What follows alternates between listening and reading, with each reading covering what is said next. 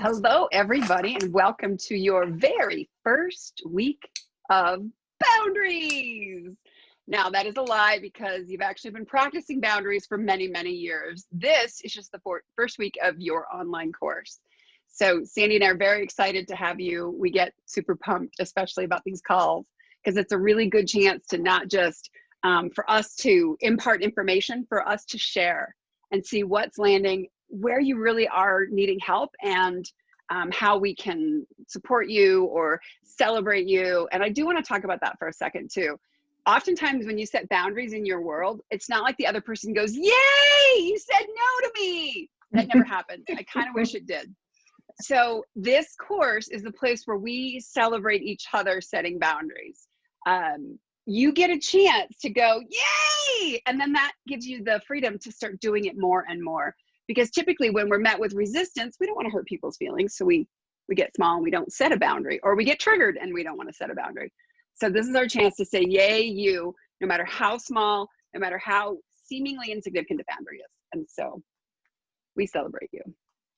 Definitely celebrate you. And I think that often we think, well, I set half a boundary, so it really didn't count. You know, it was kind of, I started the boundary and then I chickened out, or it met with a lot of resistance, and so I backed off, like you were saying. And so it's just so important to come to our inner circle here, where we're going to support you, we're going to celebrate you, and no matter how small, how big, no matter how much resistance, no matter how big you, how you fail, how you fall, how you rise, all of it's good. Welcome, Kristen. Hello, lady. So a little housekeeping. So before we start, I want to remind you that any noise you make is going to be heard. So if you can all keep yourself on mute until you speak, that will help keep the call as clean as possible. Everybody know how to mute themselves? Raise your hand if you don't. Yes, yes, yes. Cynthia. I got it. I got it. You got it. Okay. Nailed it. Nice. She is figuring out technology. Whoop, whoop. So that just keeps the call cleaner. What else? I just want to make sure everybody knows where everything is in the course, on the course pages. There's a lot of information there. So does anyone have any questions about how to get things, how to find things, how to get it done, what the timing is? You know, we want to encourage you to do it at your own pace, but not to let too much time go by between modules, because you get really overwhelmed. So try to keep up with it. Do it a little every day if you want. You know, you get them on Sundays. You can do a little bit on Sunday. If Sunday's a good day for you, you could do it all and be an overachiever like Nicole. And use the Facebook group for questions, anything that comes up. So if you haven't yet joined the Facebook group, please join us. Most of you are there, but whoever is not yet there, please join us. Any questions so far? I'll copy the link. I'm going to copy the link into the chat for the Facebook groups if you want to join that. Okay, great. Yeah. And I also want to add to what Sandy's saying. So as Sandy and I teach, you guys will notice a lot like, oh yeah, and this. We have a great interplay and synergy. What I have found works really well is if you're not like you don't want to do boundaries all day on one day, watch one of the videos in the morning.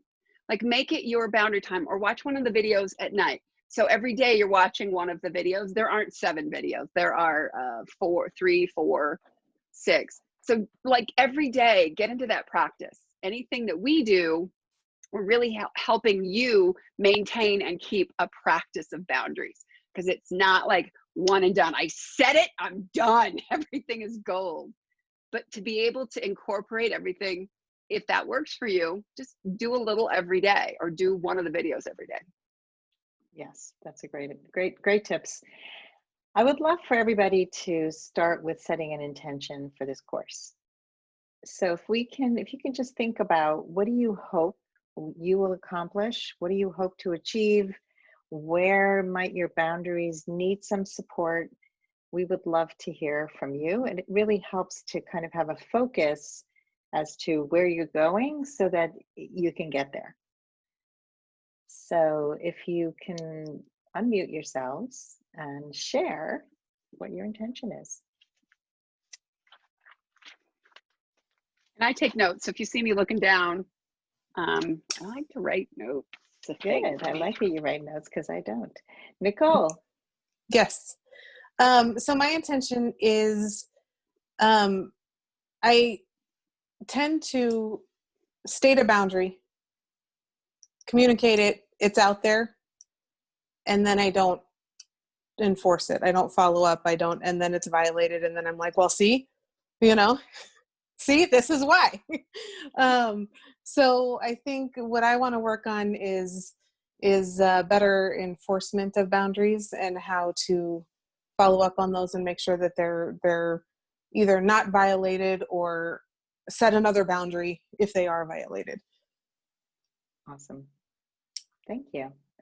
Wow. I think, we all want to keep our word. And when we don't have what we want and we just kind of let it go because maybe we have a boundary pusher in our life, which makes it really hard to keep a boundary when somebody pushes, and you're like, oh, I'm exhausted. I had that in my life when I was married. So yeah. And I have several of those I have, in my marriage, but then I also have a 6-year-old. So that's a lot of boundaries and restating boundaries and enforcing them too. Yeah. I think I shared on one of our calls about my daughter's, she's now 6, my daughter's daughter, who she was saying the same thing over and over and over again to, don't eat this, we don't eat sugar. And it was like her daughter knew that if she pushed hard enough, she was going to get that sugar. Right. And I was tired of hearing because honey, we don't eat sugar. So that's why you can't have it, honey. No sugar. Done. Right. Yeah. So it's keep your word. And then they know also they have the clarity that mom means what she says. So this is going to be awesome for you. Yep. All right. Thank you, Nicole. Cynthia, were you unmuted? I'm not hearing you. She's turning it into a regular tech star. Go, Cynthia. Yes. Unmute.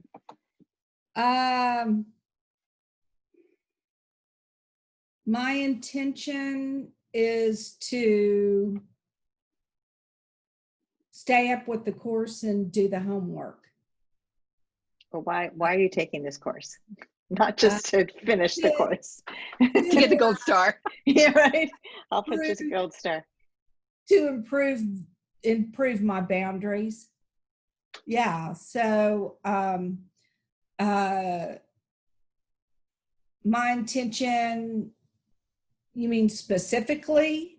Yeah, where are your boundaries in need of support and improvement? Where do you feel like if you got that taken care of, you would feel amazing in your life? I think at work, really working on boundaries at work. So if you were to do all of the homework and stay up on the course and you were to have some kind of wonderful thing happen, what would that look like or feel like for you at the end? I think it would be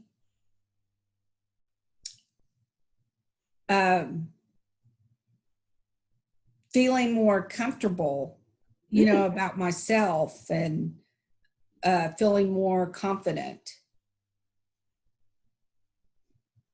Great. Thank you. Also, can you tilt your screen down a little bit? We're only seeing like part of your chin and it. Yeah, there we go. Let me go in I'm going to go in another place. Okay. All right. You go to a happy place. Go to your happy place. Go to your happy place.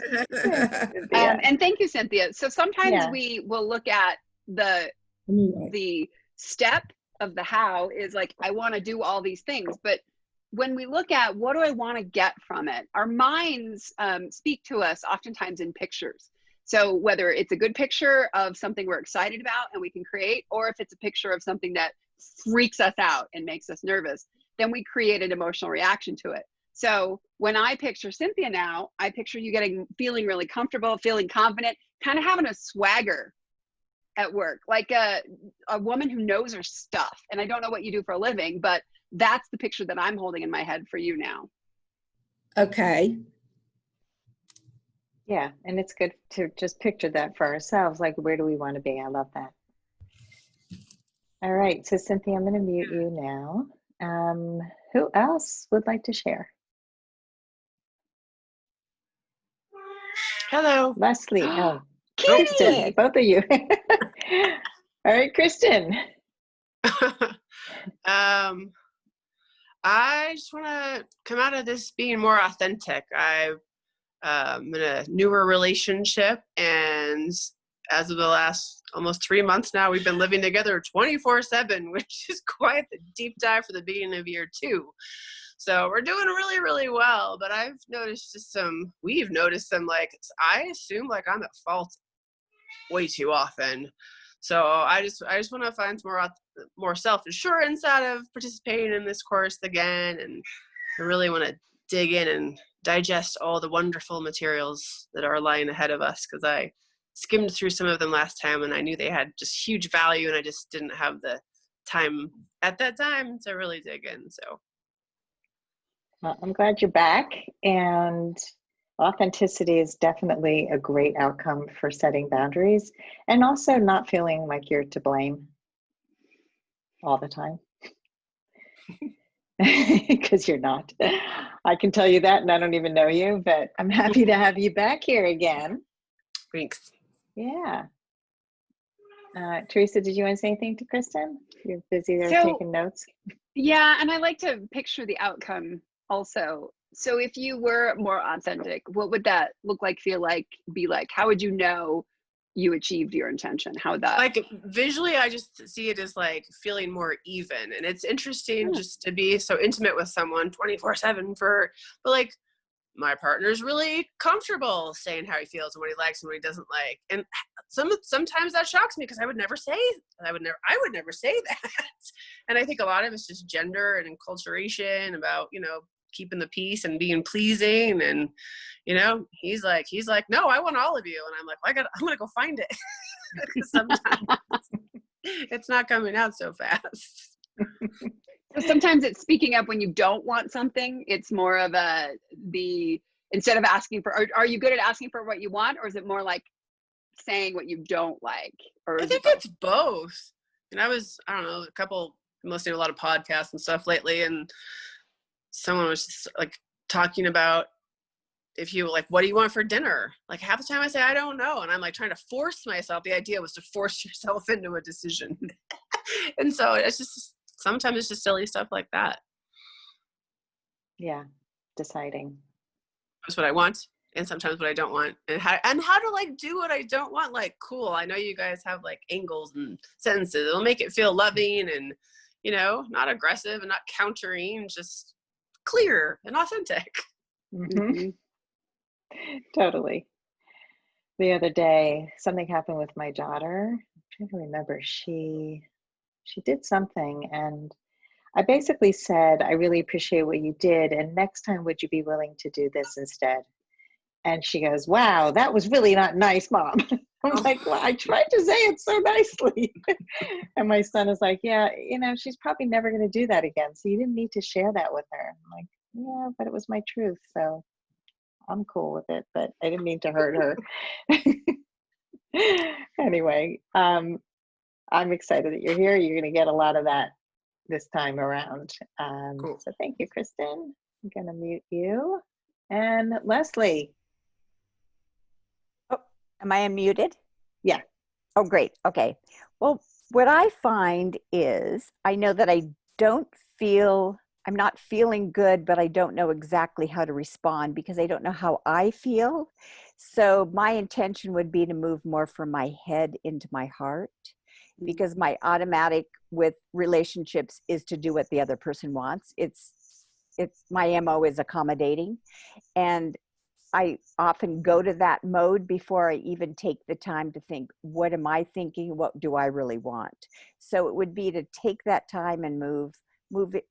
My head just goes to where I have to be the nice person. So I'd like to be able to move deeper into my heart to think, okay, what really is important to me, and what boundary do I need to set for me? Yeah, that's so important. That accommodation and being other focused and forgetting, like, I have feelings. I need to take care of me first. And we're terrible at that. I mean, most people, you know, you are so not alone. And, you know, you were hearing echoes of this throughout everybody here tonight. It's easy to try to please. That's what we were programmed to do. So you are in the right place, and I'm glad you're here. Thank you. One, Glad to be here.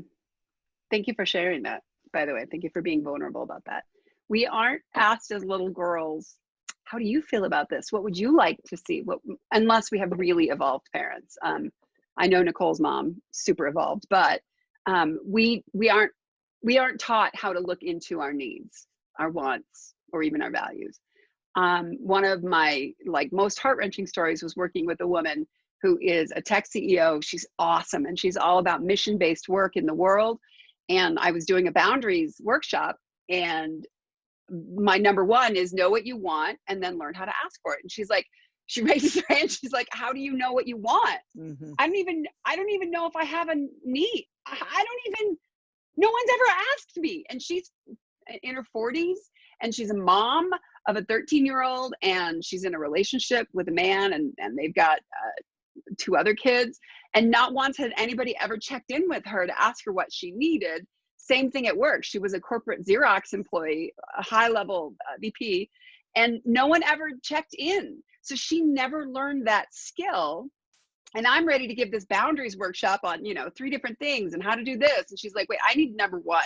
How do you even decide what's important, what matters? And I think for many of us, unless you do this kind of work, you don't know what your values are. You don't know what you want or you need, but you know when it's not being met, and you reserve the right to be mad about it. But we often know when our boundaries crossed. But imagine living so that you can figure out ahead of time. I called it preemptive boundary setting in one of the videos. And I talked about a woman who got a doula because her husband was saying she had to have the baby at 2:00 in the afternoon.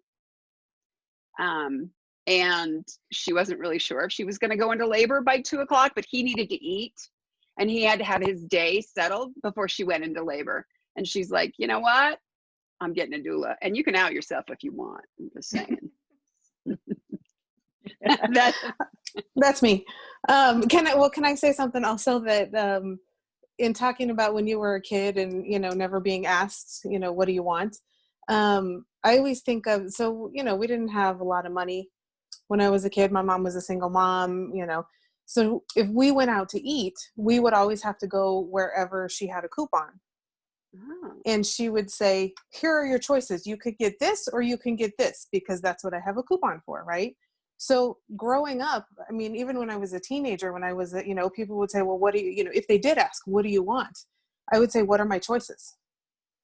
Because I don't know. I mean, if my choices are endless, mm-hmm. I freak out because I don't know. Just narrow it down to like 3 and then I can choose, So it is a skill. I mean, it's knowing what you want is definitely a learned thing. Yeah, that's interesting that you had just 3 choices, and most of us have infinite choices, and that can be overwhelming. And one of the exercises I've done with clients is to be really conscious of your choices throughout the day and how we make those choices, because we don't realize how many decisions we make, like how we decide to turn the car left instead of right, how we decide to eat this food instead of that food. We might be drawn in the kitchen to eat a muffin and we decide instead to eat a piece of celery, which doesn't happen very often, but if in your kitchen, not in my kitchen, but let's say you say, oh, now I'm going to be conscious about what I'm eating and I'm going to eat healthy, or now I'm going to take another drink of water. It's knowing that, like, having water near me is a choice I make to love myself and to honor my body. And when you're conscious of that, because we don't even think about it, so if you want to take this on and just really be conscious throughout your day, I'm making this choice out of love. A lot of times we make choices to eat things out of fear of getting fat, fear of getting sick.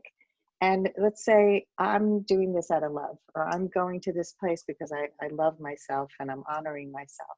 And then we start to be so aware that we make choices and that we can actually make good choices for ourselves. There was a Japanese scientist, Masaru Emoto, who studied water. And what they did was they took glasses of water. Has anyone else heard of this? My people probably have. I have. I love his stuff. His pictures are It's amazing. It's such an interesting, and I'll see if I can post the link to the pictures. But Emoto's work, they froze water and they talked to. Oops, sorry, The voice away, Sandy. I just muted you by accident. Sorry. Stop. Shut up. All right. Draw a boundary, man. Say hey. Anyway, Emoto's work is so they took water and they talked to it. So they said loving, wonderful things to it, and then they froze it, and they looked under a microscope at each of the different pictures of the frozen water. And they also yelled at it and said mean things and horrible things to it. And then they froze it and they took pictures of each of the like snowflakes, and the snowflakes were ragged and nothing was synergized. It was all like one thing here, one thing there. And if you think about the power of our bodies are hugely water, 65 to 70% water. So are we creating jagged, ugly, unhappy cells, or are we creating, these lovely pictures of cells? And that, in what Sandy was saying, is making those choices. I choose this because I love myself. That changes the cellular imprint of what you're doing in that moment. Yeah. And then just being conscious of choice. I love the water thing, and they do that with plants too, and how plants thrive when you speak nicely to them. Yeah, our words, our thoughts, our actions all determine our life, the quality of our life. And that's why we're here. So let's open up for questions. If somebody has a boundary situation or has any questions about the work in the module, or if you want to debrief your assessment and talk about what you learned about yourself, we're here to take any and all. And I'm looking up some Emoto's pictures too, because they're very cool to look at. Oh, cool. You gonna share them? I will. I think I have to give you permission to share. I feel, let's see. let me find a good one. The other thing I want to say about this module, whether you've gotten to dive in on it or you just signed up today and haven't even re-looked at it, it's all about awareness. So the first part of setting any kind of boundary is the awareness of what I want, what I need, what's good for me, what's not good for me, and then what I'm going to do about it. So module number 1 is all about types of boundaries, why we set boundaries, the importance of boundaries. And so for each of us, that's a different level of awareness. Some of you guys have done work. Some of you have not done a lot of work. It's all good. It's all bringing new awareness. Yep. I can't find good pictures yet. I'll keep working. Okay, I gave permission to share the screen. Thank you. When you find it. I'm sure there's some boundary breach or something that's going on in your life. If you think about it, I could probably think of 5 in the last hour. Trying to think of anything that's coming up. Teresa, do you have any new boundary stories? Challenges? I have boundary stories all the time. So anybody in here ever get interrupted in meetings or interrupted in conversations? Is that something that you guys deal with or don't deal with? Okay, good. What happened when we went on to online and into Zoom, I had several meetings, and actually it was 2 gentlemen.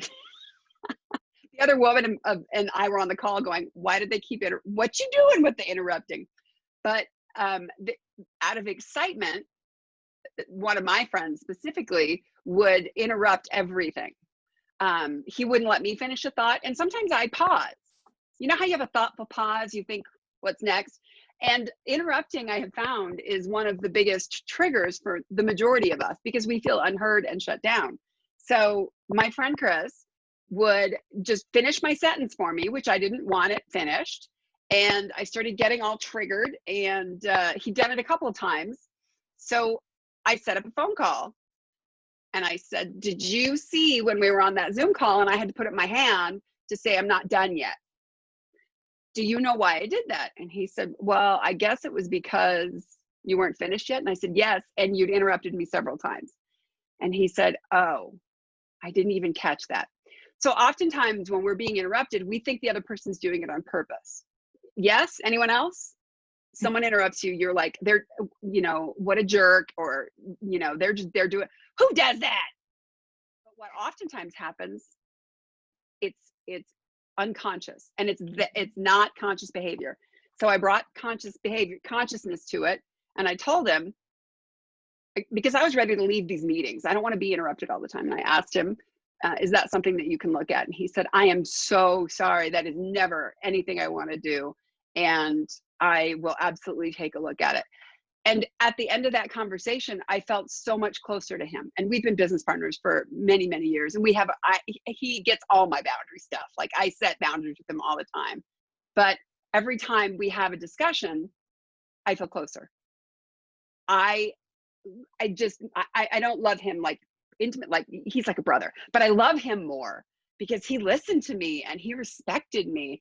And what I would have done if I was many years ago was just been mad, just been pouty and mad and not said anything, and said, can't he tell? Can't he see? Right. He should know. You should know. Who does that?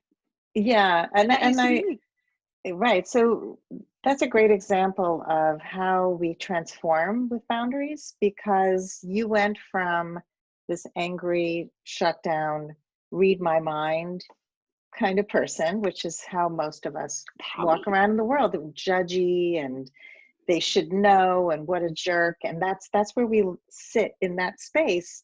And then it's really hard to set a boundary because you're in judgment, man. You're positive that this person is an idiot and they will never hear you. So why bother? And so I want to talk about another aspect of that, because I used to be that way too. And also this whole Black Lives Matter is bringing up a lot of, I know for the younger people, I'm experiencing this in my home, and I have a client who has a son who's having the same thing, where these kids are trying to educate people and educating others because you think you know what anti-racism looks like, and so you want to go and educate the world. And I sat my daughter down and I said, it's not our job to educate others. That's pushing. That's a pushing energy. And that's how we often start out with boundaries.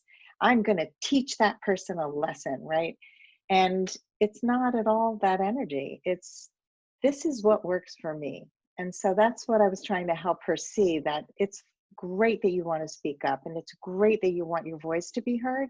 But if you're going out there with an agenda that it's my job to educate the world and I'm going to push my agenda on someone, how does that work? Like, how does that make you a good person and not a person with biases and judgment of others? You know, so it's sort of just changing that mentality and that mindset from it's my job to teach, to impart a lesson of some sort, and it's more, this is how I want to be treated, and this is what works for me, and this is what doesn't.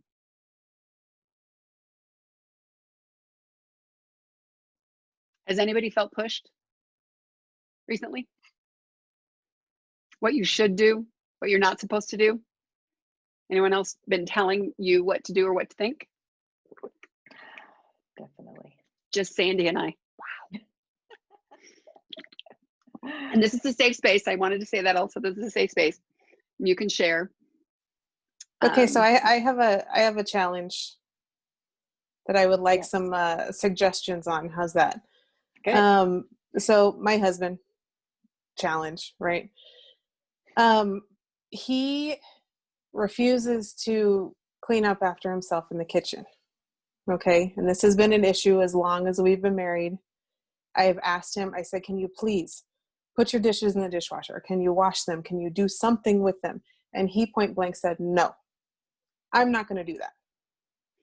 So I have saved his dishes for him on the counter, which then of course annoys me because they're still sitting there however long later. And so then I'm like, and then he gets mad because he's like, why are these sitting here?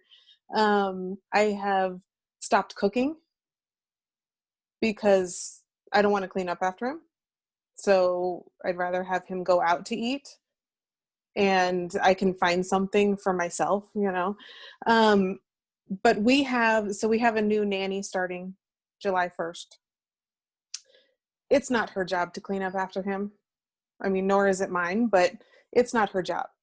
And so when we have a nanny in our house, I mean, I, in the morning, make sure that there's no dishes in the sink because, you know, I want her to come into a clean environment and I want to set the expectation of what I expect her to do in cleaning up after the kids, right? I mean, that is her job, the kids, not my husband.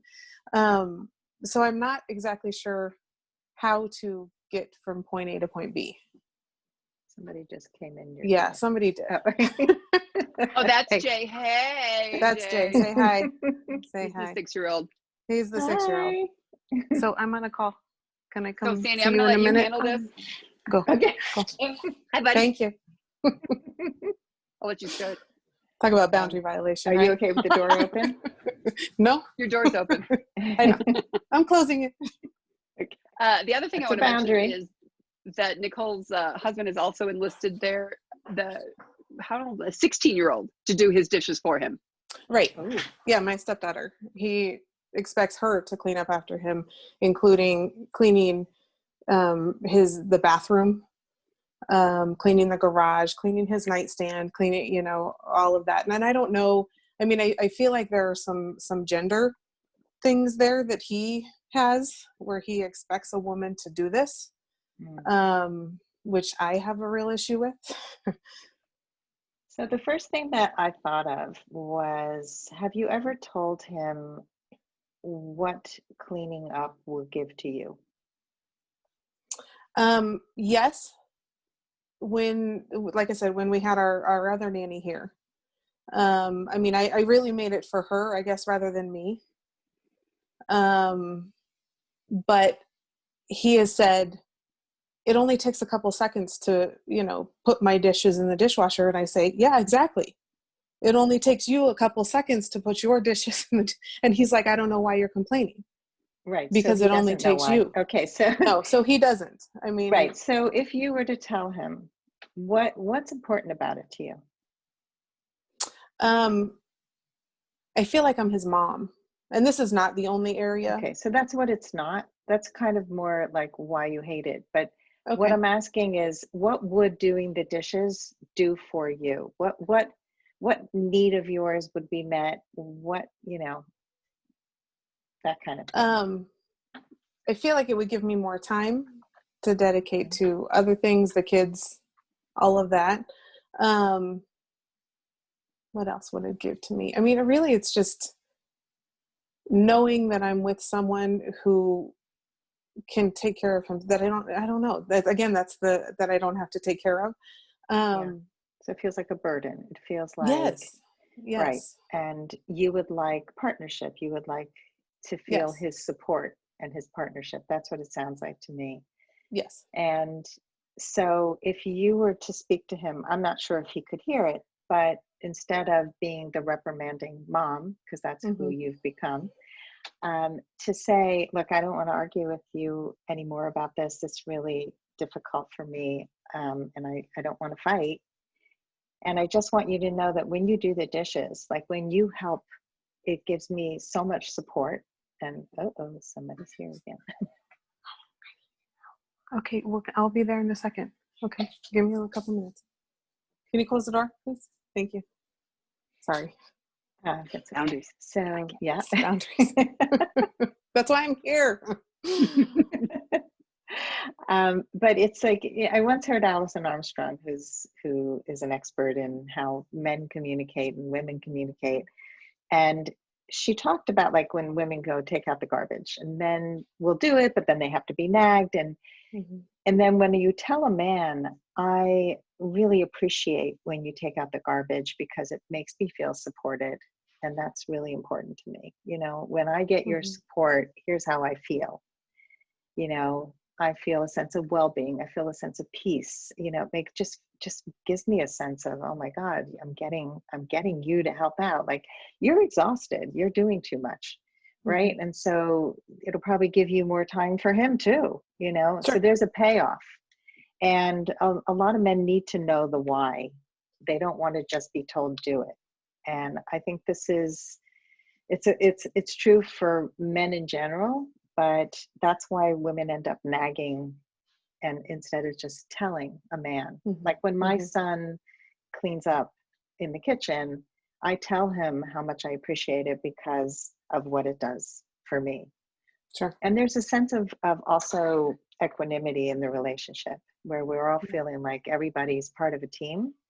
Right. There's a really good feeling of well-being when you have that. So I would try that.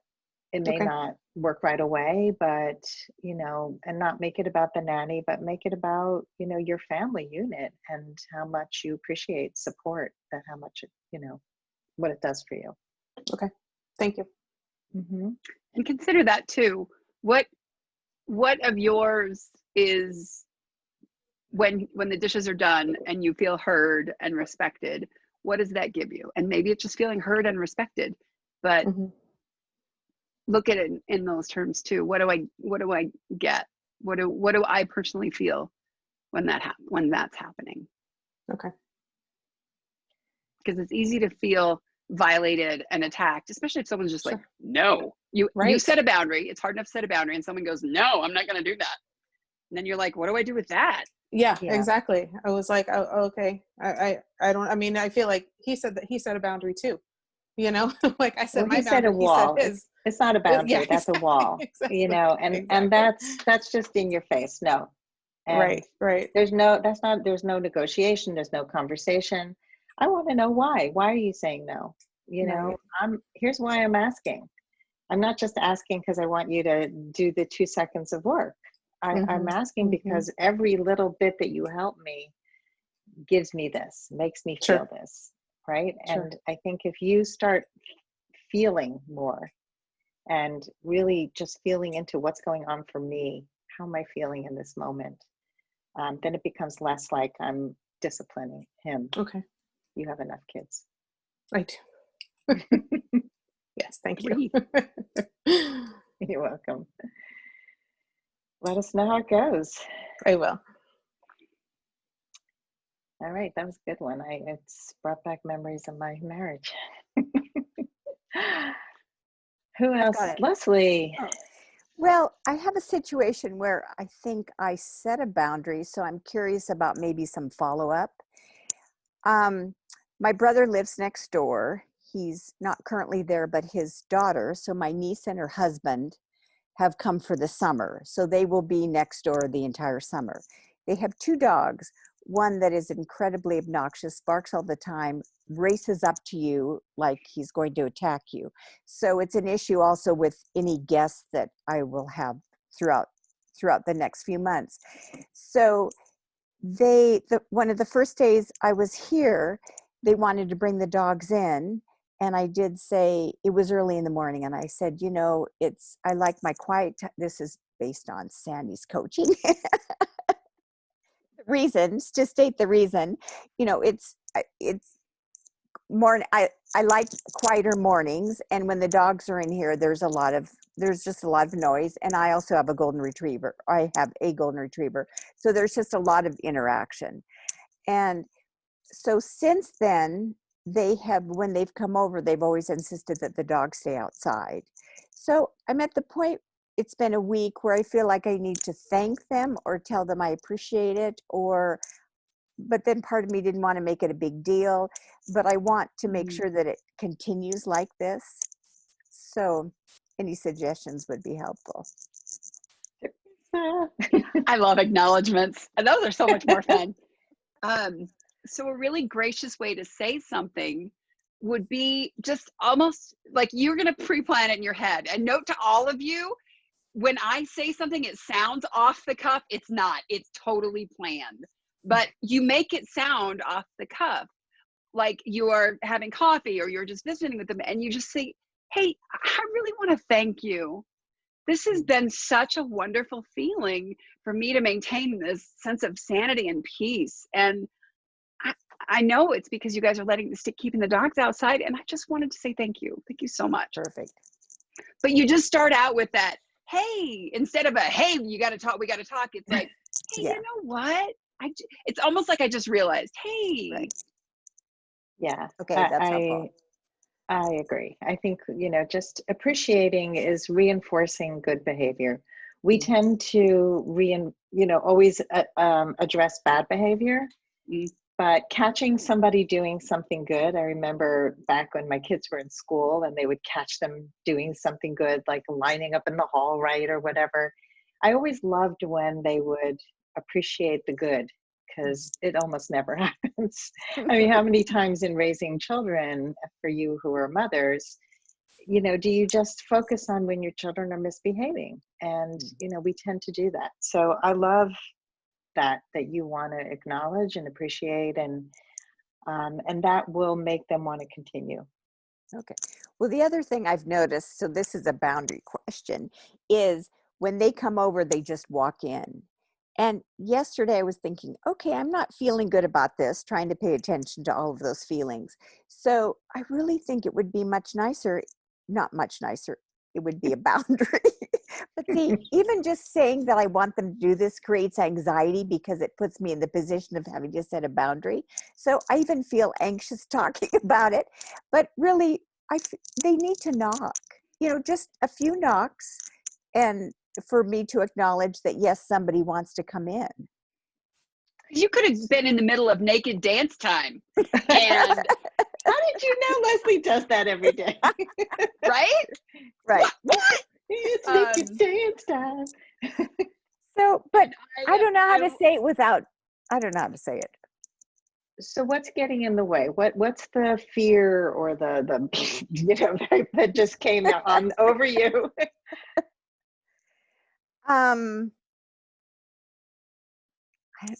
Is it setting a boundary is not a nice person? It's a fear that they will feel rejected, a fear that I don't really want them here.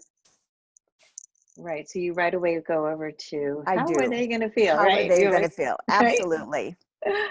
Yeah. So you're consistent, which is good. Thank you. So let's get into you. Okay. Okay. So we're leaving them behind now. And what's important about this to you? Like, how do you feel when they just walk in?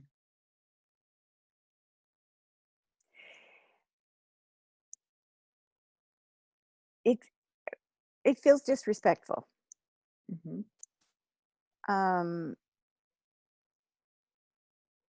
And it feels, well, I guess it feels a little invasive. Mm-hmm. So what are the needs of yours that are not met? Yeah, this is when it gets tough. You got it. You can do this. I don't know wow. It's just the need is to know that I don't want to be surprised. Like a safety? Yeah. Yeah, you're right. Safety would be part of it. Respect. Mm-hmm. Privacy. Mm-hmm. So when they come in, I guess that my house is my house and their house is their house. Yeah. There's like this entitlement or this lack of boundaries. They just feel that they are entitled to just walk in. Now, they may be used to doing that in each other's rooms. Like they may have very loose boundaries, like when my daughter first came home, she would just walk into every room. I had to train her to knock.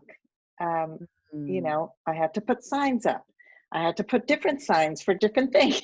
have now the shush recording one. And she goes, but you can't have that up all the time because then I think you're always recording and I don't know if I can ever even knock. So you have to be really specific, but your need for respect and privacy and safety are all really important needs. Those are all valid. How does it feel when those needs are met? It feels freeing and peaceful. Mm. Does your door have a lock? They do have locks. Do they use So- a key? No, but it's during the day or the mornings or in the night. So I only lock the doors at night. So Got it. they don't come in at night, but they come in during the day. What if you lock the door during the day? Well, I guess I could. It's a little hard because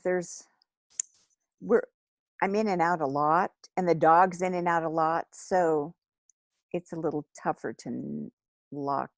I mean, it's doable, but it's just That's not it's really not what you very. want to It do. wouldn't be a lot of. It's not very smooth to always have Yeah. to lock the door. So then it's time to set a boundary and to let them know. Is it the whole family? Like, how many people are we talking about? Really, just my niece and her husband, because when my brother comes over, he usually knocks, but now they usually come in first, and he follows them. So Mm-hmm. now, when it's the three of them, they just come in. But when my brother's here and comes by himself, in the past he's always knocked. Mm-hmm. So if you were to say something to him, like, what do you want to say? And then we can help you tweak it a little bit if he needs tweaking.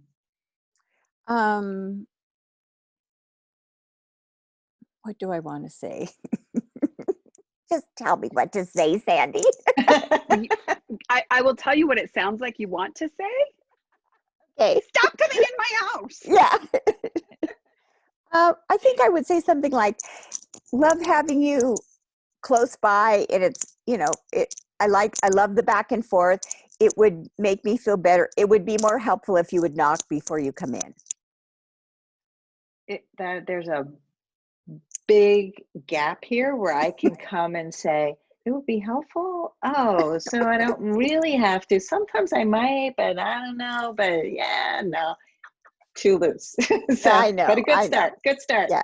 So I please knock before you come, or go ahead. Yeah. Yeah, but I would be even more firm. With boundary pushers, you got to be clear, baby. So, I mean, they got no clue. So I would start with the positive. It's so nice to have you nearby. You may not realize this, but in my house, we knock before we enter. Mm. Do you think you can do that from now on? Mm. I don't know, something like That's that. simple. Okay. I would. I love what Sandy just said. Also, I'm so used to my own space. Personally, I would probably throw I'm running around in a towel. I'm doing naked dance parties just because I like the humor of it, but you don't have to do that. Would you mind knocking before you guys got here to make sure that I was fully dressed? Or would you mind? Would you? And then request what you want. Would you guys knock before you come in? Because sometimes I'm doing naked dance party. And that's uncomfortable. That's awkward for everyone. Mm-hmm. But something about what you want, would you? Like Sandy said, be specific. Okay. And then you can say, because, and you can make up a because. Well, it's true. I could be running around naked. I mean, right. And I hope you are. If you're not, Yeah. I hope you are. I hope this conversation has allowed everybody to do naked dance Teresa, party. let me assure you I am. Awesome. Yeah, I mean, with my daughter, I didn't give her an explanation. It's a private space. Mhm. Your home is your home. It belongs to you. I mean, I wouldn't just walk into somebody's home because it's just not the right thing to do. I don't know that you need to say, because I might be naked. It's just what we do here. That's just what I do. Right. I mean, you could use humor and you could say whatever you want to say, Mhm. but I think it's our policy here is to knock. And would you be willing to do that? Okay. And it sounds like they're very respectful, like what they did with the dogs. It sounds Yeah. like they'll respond well. So even a soft boundary on yours, which is, would you be willing, would you mind, would you, Yeah. Mm-hmm. would you guys knock before you come in? You scare the bejesus out of me or whatever. Right. Right. Right. Yeah. Sure. Okay. Yeah. My challenge is just stating it lightly and just Yeah. and specifically. Okay. Yeah. Thank you. Yeah. Or it really helps, when people knock, is that something that you Mhm. can do? I really appreciate what you did with the dogs. Got Mhm. another request. Would you be willing to knock? Okay. Thank you. Deep breaths. Let us know how it helps. Let us know I what will. happens. Yeah. I When will. when you get into their head, it messes with your head. So Mhm. as soon as you see yourself I do that, know. just the awareness. But awareness is key. And we're going to say this about 1,000 times throughout the course. Kristen knows. Being aware, it's like the first step. And it means that now you can interrupt the pattern and go back into taking care of your needs. Because when you're speaking from your feelings and your needs, people can't argue with that. It's just Mhm. what I need. I mean, this makes me happy. Oh, okay. Good. And if you're a decent person, you're going to want to make me happy. Mhm. I mean, Nicole and I were in a conversation. Oh, I'm so sorry. no, I mean, Leslie has this amazing home where people come and go, and you're so hospitable and so kind to people. It's not asking a lot. That's all I want to say. Mhm. Yes. Nicole and I were in a conversation the other day about when you think about setting a boundary and then you consider the other person's reaction first, you're making up all kinds of things. So not only are you making up what's upsetting you about the boundary and what you're nervous about asking for, you're making up this entire potential palette of what someone else might do or might say. And that can be draining and exhausting or headaching because you're trying to create all of these different scenarios. And the truth of the matter is, when you pick one, you ask for what you need and what you want, then you handle the response. You don't have to make it up ahead of time. And I'm It's very not a creative, so I come up with a lot of things. That's good. And when you start dealing with people who push back, then we get into the next level, and we will definitely talk a lot more about that as we go through the course. I've dealt with a lot of boundary pushers in my life, as as Teresa has, and probably all of you, and those are the most challenging, especially in a family. And learning how to just stay your ground and not weaken your boundary because somebody keeps pushing. Not give up on yourself. Yeah. I mean, even tonight, my daughter wanted to make stir fry with tofu tonight. So I cut all the vegetables up and I had them separated as to how they cook, because I was gonna cook it. So I had the onions, they were gonna cook first. And my daughter said, "Oh, I'm marinating all the vegetables with the tofu together." And I was like, what what'd you do? She just put it all in a bag and was having it sit in the fridge. And I don't even know what spices she put in. I was just like, okay, I appreciate that she's trying to help. And what the hell did she just do and just ruin everything that I spent so long cutting up? So I was trying to balance the appreciation with, next time, would you be willing to check with me before you throw everything in a bag together? She got a little defensive, but it's okay. I stated what was important to me, and it wasn't something I'm going to die on. It's the food tasted okay, but mine would have been better. But I can let go. Does anyone else have any boundary issues or anything they want to discuss before we close for the night? Yeah, we just have a few minutes left, but yeah. Kristen. I'll just say the last scenario, I just totally worked through something in my life. So it's always just interesting how you can hear someone else get coached and answer the questions for yourself and come up with your own silent solutions here. So. Oh, good. Do you want to share your situation? Realization? Yeah, I think I can do it pretty quickly, but since this pandemic has put us into lockdown here, in the mornings, William gets up really early and I don't. And I want him to feel super comfortable and welcome, and he's been having some sleep issues, so sometimes there's a lot of noise and it wakes me up, or I can't go back to sleep, and I haven't said a word, which you guys are probably think is crazy. But like, I just, I'll just take it. And so I was trying asking during the session, like, why have I not even said anything? And to me, I think I could just easily like ask for one thing and say how it's jolting and see what he does. Cause I totally anticipated, like, he's going to feel like he can't, walking on eggshells or trying to, not being comfortable. And I want him to be comfortable. So, but also be I conscious also want to that, sleep. yeah, be conscious of you sleeping. I mean, there is a way to wake up before somebody and be quiet. I had that same issue with my daughter when she first came home during the pandemic. She was slamming doors late at night and she was up very late, and I go to bed much earlier. And when I wake up before everybody, I'm quiet. I mean, I don't start putting dishes away and doing things that make noise in the kitchen because I don't want to wake everyone up. So there is a way to do both. And I think that he probably is not even conscious that he's making noise because he hasn't said anything. So he doesn't know what bothers you. So, right? It's So kind of how crazy. would you? And I also, like, he's also being really productive. He's cleaning and he's like doing a lot of things around the house. And I was like, well, how can I, like, he's just contributing and helping. So how could I judge that? Or, Well, those are not mutually exclusive. When it happens. Yeah, exactly what Teresa said. Your sleep and him doing awesome things and feeling comfortable in the house, they're not mutually exclusive.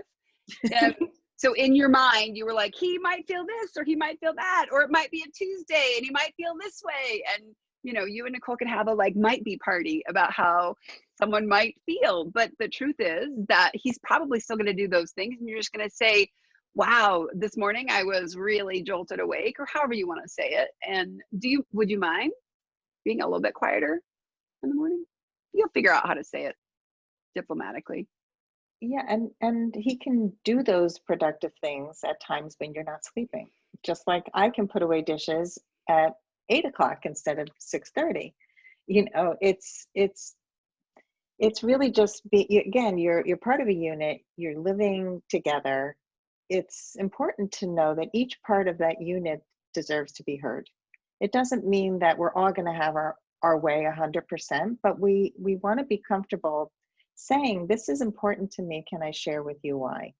And can we brainstorm together ways to make this work? It doesn't even have to be a demand like, you must be quiet.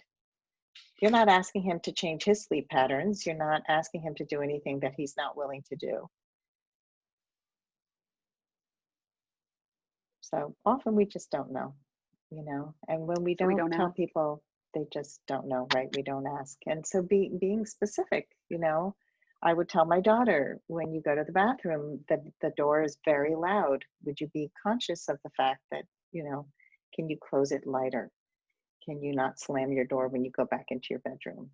Can you shut the light when you leave the room? I mean, I had to really go through each of these things because she does not have an awareness. She'll take something out and leave it out all day and not even know it's there. And I'll be like, how could you not know that's there? But that's how her brain works. But I can still say, would you be willing to put that away? So, it's also setting agreements. For her, she wants me to not say it right away. She wants me to give her the chance to put it away. But if it's still out in an hour, then I can say, it's been out in an hour. Would you be willing to put it away? So it's massaging, with somebody, figuring out how to make it work. And Kristen, you could really start with, how late do you like sleeping until? Do you know? Well, we're really far apart, and I've just been really generous, just be gentle with yourself right now. We'll figure it out. But, we're 4 hours apart and he's a heavy sleeper. And I guess I'm not. Got it. So I really love sleeping in until 8:30 or whatever time, 9 a.m. Yeah. Really love sleeping in that late. And would you be willing to, and then ask for what you want? Yeah. Be a little bit more quiet in the morning. Right. And I'm a light sleeper. Yeah. I love that you're doing all this stuff around the house. Yeah, it's awesome. Do you have to milk the chickens and feed the cows now at that early? But keep in mind, you guys are building a relationship for here forward. Do you want from here forward to be where you're awakened and you don't say anything and you lay there mad and upset? you know, so now is a really good time to do that because he just moved in, what, 3 months ago? Mm. You know, Asking for favors doesn't discount the other things that somebody does. And I think we all have to remember that. We can appreciate that people do certain things well, but also there are things that bother us. And that doesn't mean we don't like them or we're criticizing them. We're just saying, hey, you know what? You making noise in the morning doesn't work for me. It wakes me up and my sleep is important. You know, and would you be willing to make less noise in the morning, close more doors, do quieter activities? So it's, you know, these things can be negotiated, and we have to really know that most people, again, want to make us happy. The people who love us really want to make us happy. They need the script. They can't read our minds. All right, so we are at time. Final words? Anybody want to talk about what you're taking away, what you're going to apply this week? Any realizations? commitments?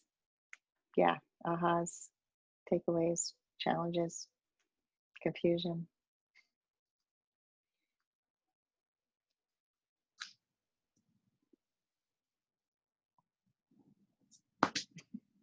I'm good. I'm excited. Good. Good. I Never think- hear that. I'm excited to set a boundary. Okay, go ahead. I think just being aware.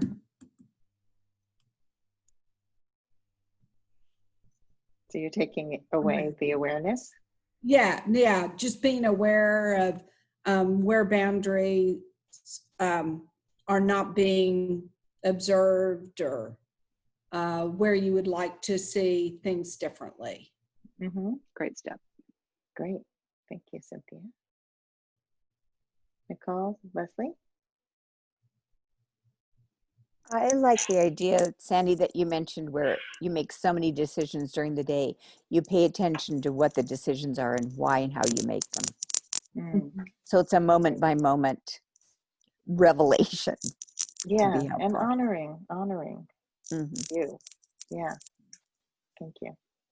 Yeah, my favorite thing you said was when you get in their head, it messes with your head. Like, I got to remember that. Mm-hmm. Yeah, it really trips us up. Mm-hmm. Yeah. So it's that's a muscle. It's like, what does Nicole want? What does Nicole Back to need? me. Back to me. Right. And so when you say, you know, this is a need of mine, partnership, safety, whatever we're talking about here, then we're making it about feelings and needs and not, you need to do this. Mm-hmm. You're wrong for not allowing. doing it. And awesome. Well, thank Good you. job, everybody. Yeah, this has been great. So we will see you all. I hope all of you, whoever isn't in the Facebook group, please join.